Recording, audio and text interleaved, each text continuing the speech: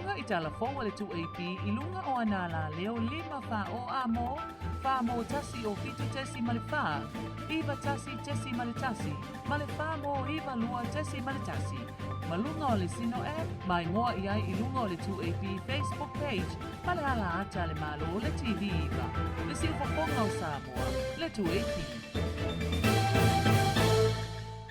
Talo falava usi mai alau whaafofonga I talafou mai lau leitio le si ufofonga o Samoa le 2AP. Waiai le ofisa whaasalalau le malo le leitio le 2AP ma le televise le TV iva. Tuutuunga mai ai ngo le whaasalalauina o le tuunga fautasi o le whaamanatuina o le ono se fulu tausanga. O le vaiaso na te anei. Na autasi ai le soa komite o le tuunga fautasi ina ua whaiese la tō whaai unga. E pei ona whaamanini o le taitaifono o le tuunga fautasi ya au apa au longo I Tino Filipo I lana whaatalanoanga ma le 2AP. Onga kula ngoro sala vela ve I kuunga. Le da wa au kasi ele soa komite. Sin ele kuwa ile MC. Ia right so kuunga fautasi nga ola io o media o io so ka impaka ngomre MC kula nga e ka kaunga fofo ina kula. Mo le mamalu o le atunuu o le amana o miani kopi o ia whaasaralaunga. Tala au mai I le ofisa au tu o le 2AP I mulinuu, ma o le aiai le tau whaapitoa o le atuina tuai. E ono se fulu 5 afe tala au se talia le tau a whai o masini tūlanga 5 po o le fingerprint. Ua fua I le malo au se talia I tau wala mai.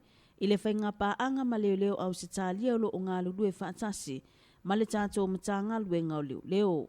Na tā ua le komisina o leo ya awa pa aulong o Tino Filipo I le 2AP. O le whaamoemoenga au tu o le masini. O le tau mawhai e tūli matai I a whainga whaasoli tū la fono o lo o whaatino. Ai mai se lava I le soli ngā tū la fono o le talepe fale ma le ngaoi. E o mawhai e o ma track down ia ka ia lo ke whaia ia kūranga ia o kalepe ngā fale ma ngau. E silia ma le 5 se funu 5 afe le a whai o whaamaumaunga. E mawhai o na te wina I totonu o le masini. E te lele fisosoani le nei masini isu e ngā leo ai mai se le sa ilia o la tau o lo o whaia pea nei soli ngā tū la fono. E le ngata ina au mai le nei masini, ai sa au mai foi ma le sui o le malo au se talia, e yailo na to mai whaapitoa I le whaongaino nei masini, e whaapipi ma whaatino a oa onga le au whai ngā luenga, ina I ailoa whaonga le masini. Ua mai ale pasinga ta avale la pasese la iti whapea pasi I le masina na te nei. Ma ua whailoa I le minister whila awa inga le lau ele ya olo fonoti a foa fiti va ai. Ua tu inatu whautuanga ya ila tau sa nga iatu mo le pasi e ino ta avale. Ai mai se lava I pasi la pasese. Ona o whaalave sa tula mai. E ka kau lava I ave pasi o nga fua vo I le ale ia le mamafa. Le mamafa o pasese ia ave. Le minister o whila awa inga le lau ele ya olo fonoti a foa fiti va ai. Ila na whaatalanoanga ma le 2AP. O le uti o whaia onga, ele o se mata upu fau. Ma wau tau sanga o tau mawhaile mtanga luenga o a onga ta alonga maanga noo, e sa ili fofo. Ele nau ta inga ia au sia e whana wa onga, le au nanga tala whea ngai I totonu wa onga. O le mafua anga tonu lea ua nga ia I tuale mtanga luenga o a onga ta alonga maanga noo, I se taimi mua I tu malo te tasi. E peo na masi ia ile mtanga luenga I sa la fai. O loo ta ia ele minister lango, ya anga seata tanu vasa peto. Le ofisa sili o pulenga ya e au Chris Hazelman, ofisa sili lango e to asifunu malelua vaenga ese mtanga luenga, whaapea ma ofisa sinia, e pei ona amata ile tu malo o asau ile asoana nafi. O le nei feiloa inga e fua ilunga o fuatanga o suenga whaale malo I tau sanga ua tuanai. Na tā ua le ofisa sili nisi o mta upu sa la ngā e mātua whaapea whaia onga. E le whaasoaina o le poloketi tasi miliona mo I tu malo.